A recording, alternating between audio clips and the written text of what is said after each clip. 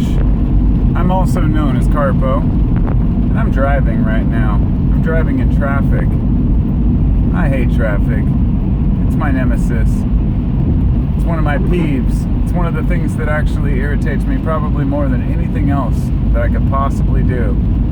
Of all the things in my life that frustrate me, which are very few. I mean, I can get slightly bothered by certain things, but traffic stands alone as being probably one of the most frustrating things that I've ever had to endure in my life.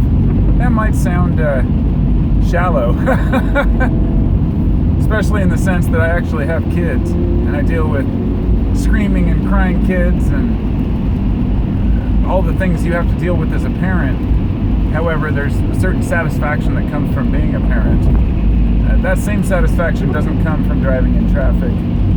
It's like something that you're forced to do. I used to work in Portland, and I live in across the bridge in Vancouver, and I used to get down there, it'd take me like 45 minutes maybe to get to work in traffic. I would go an hour early just so I didn't have to deal with traffic. And then I'd come home, or I'd leave an hour late and come home an hour late or an hour early to avoid it. These days, there's no such thing as like beating rush hour traffic anymore. It used to be that you could leave at like 3 or 4 and beat all the 5 o'clock people, but the career paths have changed. The types of work people do has changed. In fact, just school alone, with all the students that drive, when school gets out at 2 or 3, that's basically when all of the, chaos starts, 2 or 3 o'clock. And of course it's worse in inclement weather, but around here, the carpool lanes, they started around, I think, 3 o'clock. But even before that, at 2:30, it's just, traffic is just packed. And I guess you just learn to deal with it.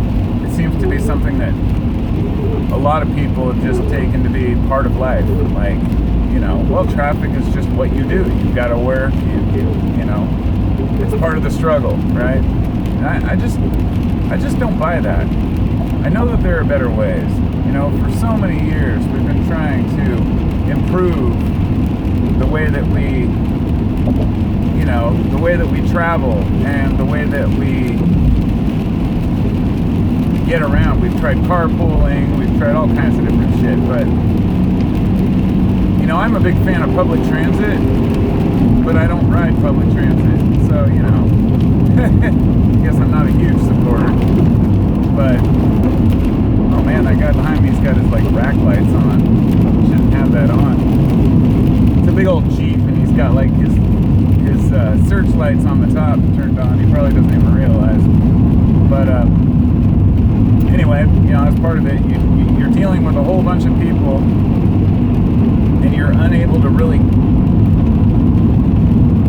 communicate with any people, right? Because you're on the road, and because there's all this shit going on, you're consistently in this mindset that I'm in my bubble, I'm in my car, and this is me, and nobody else can touch me, so therefore I can drive around and flip people off and cut people off.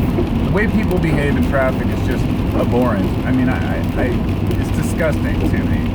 Most people are good drivers, or at least functional drivers. I don't believe that everybody sucks, of course, because otherwise there'd be accidents consistently. But I do believe that there are enough people out there who probably didn't take basic driving lessons to make it difficult for the rest of us, especially when people don't know how to merge, they don't know how to fresh air. It's almost like people never took basic driving 101. It's crazy. I mean, you're driving, a 2, 5, 8, 10,000 pound machine, and all it takes is just one mistake. Oh, ow, snapping hurts. My thumb hurts. I must have fucked myself up. That's what work does. Anyway, rant over. I'm out of the traffic, the main traffic now, and I'm on my road, the Mill Plain exit here.